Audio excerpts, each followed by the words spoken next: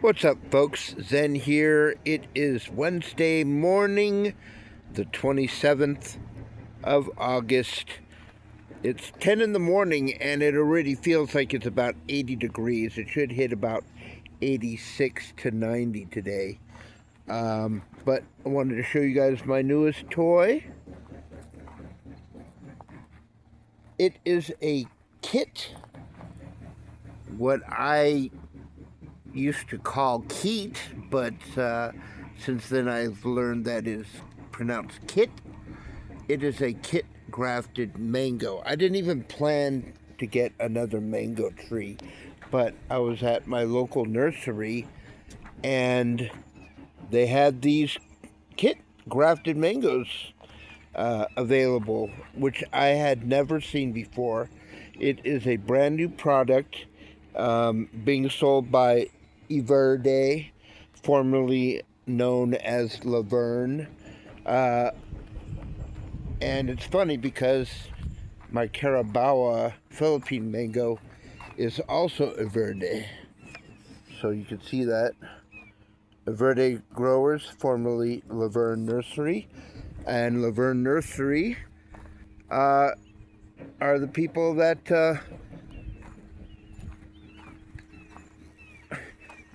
grew my avocado, which is the Loquat, the Wirtz baby avocado that's shade cloth right now. But yeah, so this is a Keitt grafted mango. It could very well be on Carabaoa rootstock, but interesting graft. They did it fairly high. The graft is here. Wasn't too happy about the graft work, but I had to get this. I mean, people were buying them. There was only like 2 or 3 left, and this one was the most promising looking one of those left available. So yeah, this is the first time I've ever seen Keitts.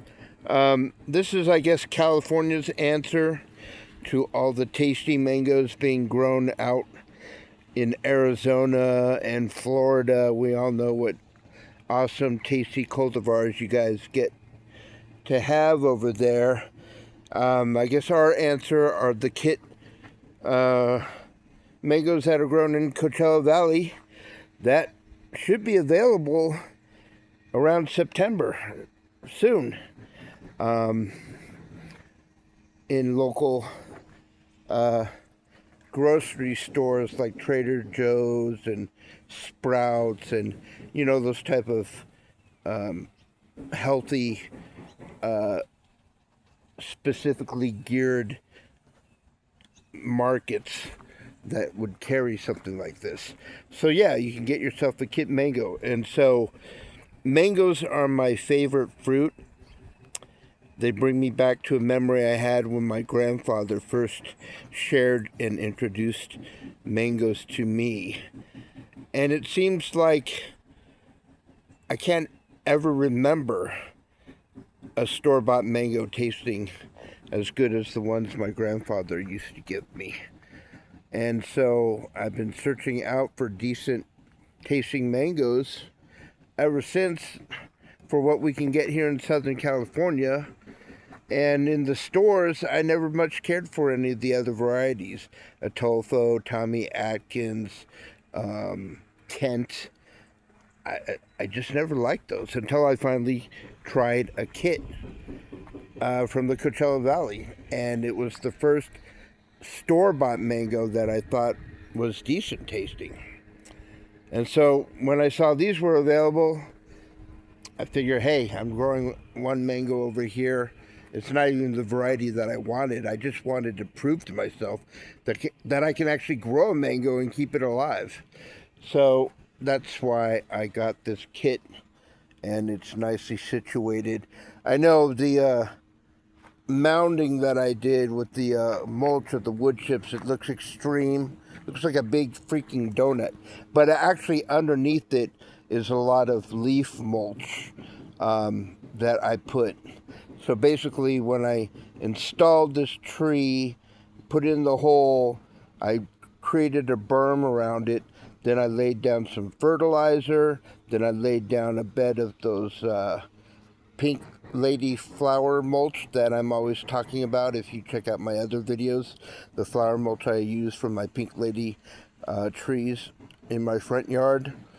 Then I laid down a bunch of decomposing leaves that were trimmed from the pink lady trees. And so, yeah, I mean, that's not all entirely wood chips right there. I covered it with wood chips, but underneath are breaking down leaves. And so the kit is nicely situated. While I still have you guys here, might as well go for a quick update on some of my other stuff. Here's the watermelon plant with that one watermelon that's growing. The deformed one, I ended up just plucking and tossing. It wasn't really growing, and it actually ended up getting a breach in it, and so insects were crawling in and out. So I mean, I got rid of it, and that's the only watermelon that's popped up so far. But anyways, here is my Warts Loquat that has recovered nicely, but I'm still being paranoid and shade clothing it because of the 85 to 90 degree weather we've been having here in Southern California. Although I must say, as far as summers go here in Zone 10A, Escondido, Northern Cali, San Diego, we've had a relatively mild summer. It's only reached probably 92 degrees, 93 degrees at the most. We've not even had a 100-degree day yet. So I'm actually thankful because of all the trees I've been putting in, and they haven't been tested or stressed out by over 100-degree days. And so it's nice to know that I didn't have to worry too much about my recovering avocado tree, which went into shock because I had completely cleaned the root ball of all the existing crappy potting soil that nurseries and growers use. So it's got completely new soil in this area, decomposed granite, peat moss, native soil. And so, yeah, I got rid of all the wood chips and all the other crap that was in the container. Completely cleaned out the root ball, sent it immediately into shock, dropped all its leaves, and now it's growing them all back. So, avocado update.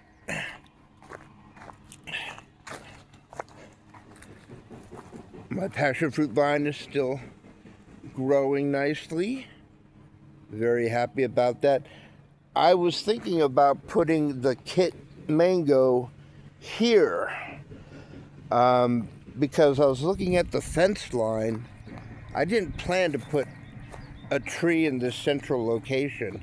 I was just going to keep the central area actually clear, but why not? I mean, mangoes are my favorite fruit. I guess we'll make this the main tree around here, I guess. I mean, it's right in the middle. We're going to let it get as large as it wants to.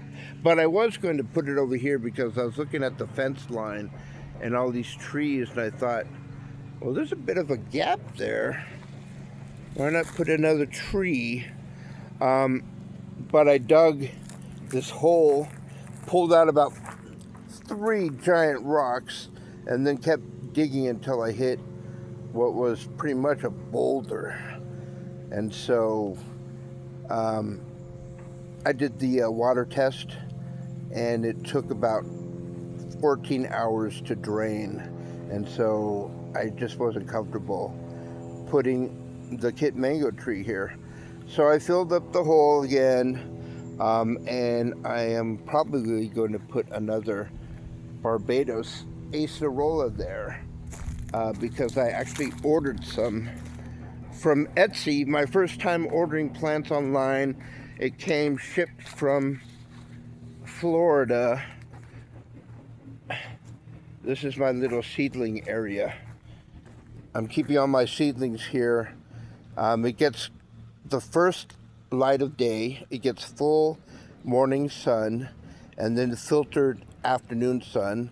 So it's approaching 11 now, and so the sun is being filtered.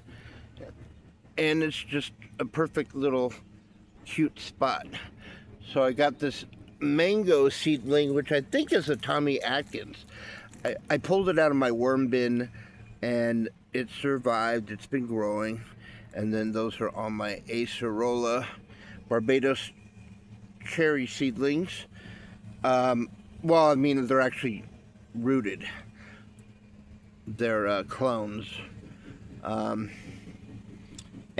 this is a Loquat seedling that survived out of the 10 I started with. There's something is up. I tried to grow Loquats and the seedlings die on me. They get some kind of disease. Their leaves brown up, and so I lose them. Every year I try to grow seedlings, and this is the last remaining survivor of the 10 I started with. I think one of these years I'm just going to try a giant seedling project, because I do have a Loquat tree that gives off hundreds of fruit, so I can easily just start a seedling project. I want to get some Loquat seedlings to stay alive. Here's the Barbados Cherry. I had one cherry form, finally formed one cherry. I was waiting to taste it.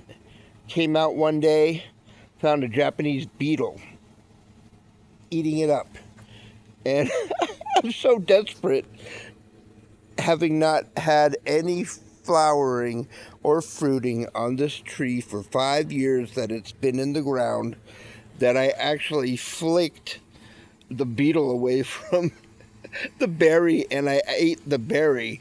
I ate a half-finished berry that was started on by a Japanese beetle. I was so desperate to try what a Barbados cherry tasted like. And it wasn't even a fully ripe one. It was bright red. You want to pretty much eat them when they're darker red.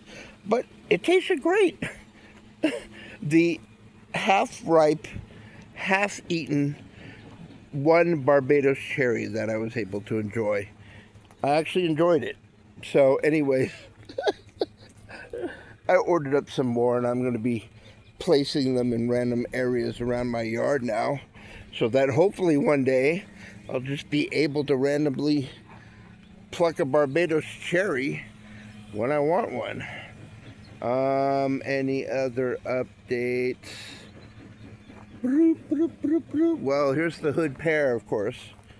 Nothing super sexy about a pear tree, but I do love this tree. It's so well shaped, and the leaves are pretty well formed.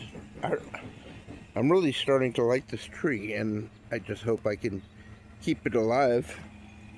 Like I said, I've heard many other YouTube gardeners say, if you manage to kill a pear tree, you shouldn't try your hand at gardening at all. But yet, here I am. So here is the Malaysian red guava. Look at all the new growth. New growth everywhere. It is happy in its new potting soil. I up-potted it from a 5-gallon to this 15-gallon. And I created my own version of Gary's Top Pot, which is Gary Matsuoka of Laguna Hills Nursery, who created his own permanent potting soil mix by using like sand and pumice and volcano rock and peat moss. And of course I did my own decomposed granite and peat moss and perlite. And so yeah, the red Malaysian guava's real happy. Look at all this new growth that sprout out from the trunk. Unfortunately, the 3 flowers that were on it when I purchased this guava tree never turned into fruit. The fruit never held. The flowers, the petals just fell off. And so yeah, I was hoping for fruit, but might have a second shot because I think those are 2 more blossoms that are starting. I mean, I don't know the growing habits of this guava tree. Um, I don't think they're leaves because the leaves come out of different, they don't come out of these pods. So those are definitely blossoms, I believe. And I got 2 more blossoms over here. So I got 4 more blossoms. Hopefully they'll turn into fruit and I'll have fruit. And check out the volunteer apple tree. Look at the roses. Incidentally, it's an incidental side thing that the roses are finally getting watered. I just don't care for roses. This was my mom's rose patch, and if you've listened to any of my other videos, you can tell. I mean, you'll know that there's nothing sentimental that I feel about anything about my mother. So it's not like, oh, I got to keep her roses alive. But now that I've been watering this apple tree, the roses are springing back. So now I feel guilty that these guys are getting water. So I'm actually going to revive these roses. I'm going to probably trim them all down, cut them all down, and then start watering them and regrow them.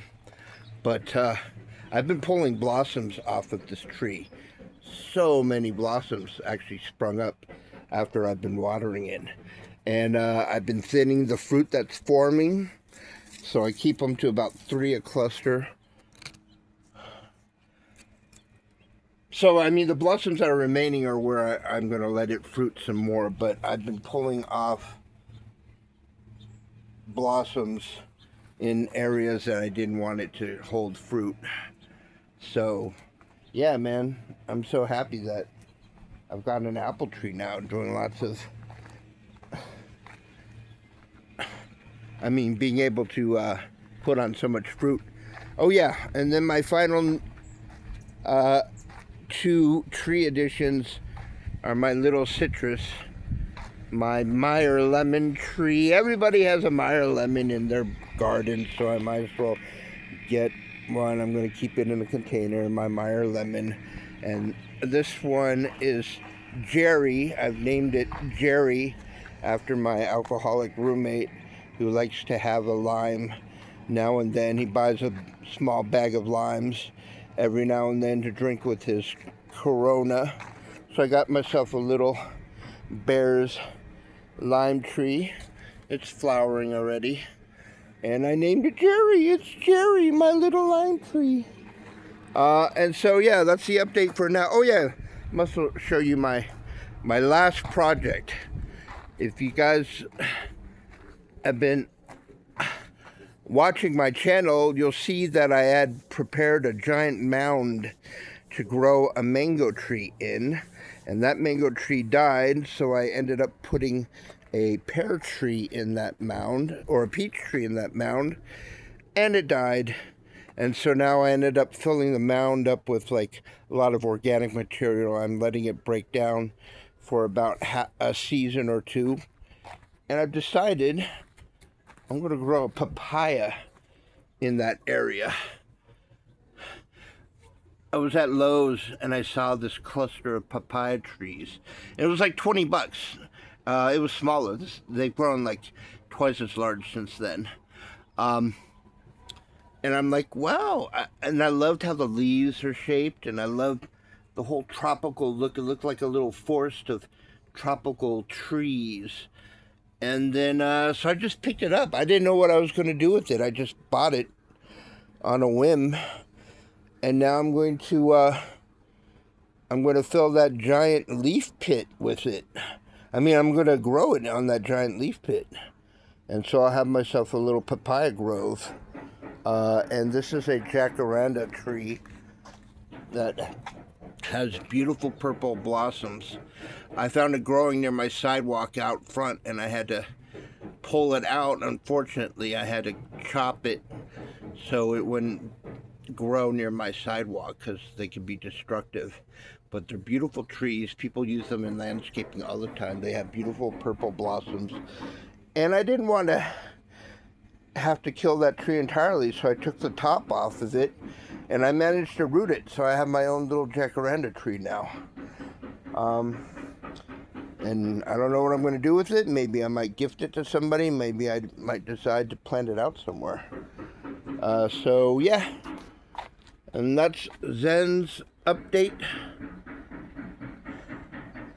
for late August. Labor Day is coming up, which means time for fertilizing everything. Anyways, I hope this video finds everybody well. Take care.